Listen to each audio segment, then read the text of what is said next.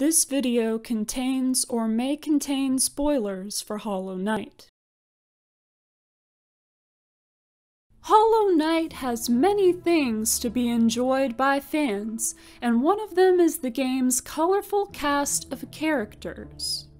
Every fan has characters that they like and dislike, and every character has fans who like or dislike them. Personally, my singular favorite character is the Knight, but this video will be about my favorite non-player characters in the world of Hallownest. Number 10, Cornifer. Who doesn't love this cheerful, happy-go-lucky cartographer? He hums a nice little tune, drinks large amounts of loving his wife juice, and appears on location to give the Knight a template he created of the respective area's map. It's just so nice to see him living his dream of exploring the vast ruins of Hallownest and getting some well-earned rest once he's done. Number 9, Elderbug. I don't think anyone's top 10 list wouldn't include this guy. He's a good listener, and as a result he's gained a lot of knowledge and wisdom about Hallownest that he's content to share with the Knight. It's sad to see him all alone at first, but he gets progressively happier as more bugs appear in Dirtmouth. He's not one for large crowds, but he likes having a tight-knit community for company, which I relate to. Number 8, Bardoon. I can definitely sympathize with this bug's wish to just find a quiet space away from all the hubbub to sleep. He's a nice calming presence to balance out the frequent chaos encountered in the infected Hallownest. Like Elderbug, he's old and wise, and his age and largeness give him the privilege of learning through observing. He doesn't provide any services apart from lore, but he doesn't need to. Just listening to him is worth the climb up. Number 7, Quirrell.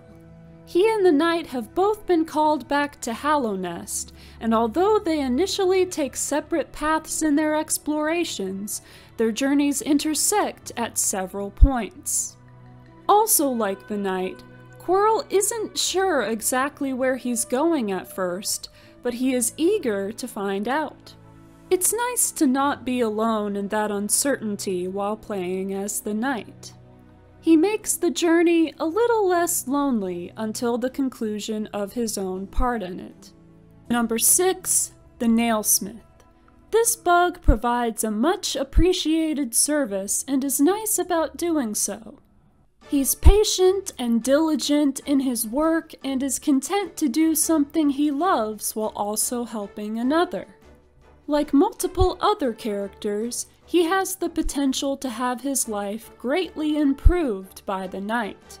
He not only fulfills his dream of crafting the perfect nail, but he also gets to fall in love and have his creative horizons expanded. Good for him. He deserves it. Number 5, Nailmaster Motto. This bug is friendly, passionate, and loyal. He is very forward, immediately enthusiastic about teaching the Knight his nail art, and not afraid to be open about the bond he experiences between the two. He also gets a wonderfully satisfying character arc in the Godmaster expansion where he comes to the aid of his brother Oro and fights alongside him, willing to put their past disagreements aside, at least for this grand moment. Number 4, Un. Although her direct interaction with the Knight lasts only a few seconds, she's still worth mentioning. She's just a nice old slug lady god who created a bunch of plants and went to sleep in a lake. What's not great about that? I really wish we got a little more information from Un herself rather than just the Green Path lore tablets. At least maybe the chance to dream nail her before she disappears. Number 3, Confessor Gigi. I've always found this mysterious character very fascinating. Like with Bardoon, I can relate to her desire to find a quiet spot away from it all and sleep. The service she offers is a very helpful one, especially to me when I was new to the game. She also gives some intriguing lore about the Grimm Troop. Not really too much else I can say about this gal, other than she's just cool. I vibe with her. Number 2, the Last Stag / Old Stag. Yet another friendly character who helps the knight and is eventually given something special by them.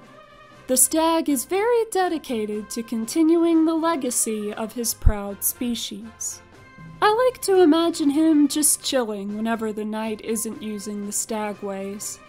Plus, he appreciates the manual labor of the stags over the automation of the trams, which I can respect.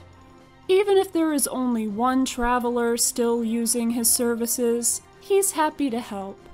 The moment when the empty eggshell is revealed in Stagnest and he gains new hope for his species is truly special and inspiring.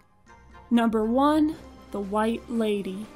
She's really just a gentle and comforting presence, and yet another individual who wishes to hide away and have some time to reflect. She acknowledges her flaws and wrongdoings, going so far as to imprison herself as she sees fit.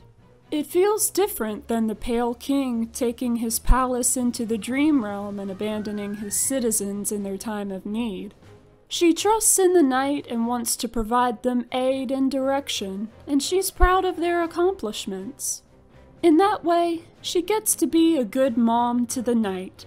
She is rather mysterious, but I think that just makes her interesting. She's not perfect, but then neither is anyone.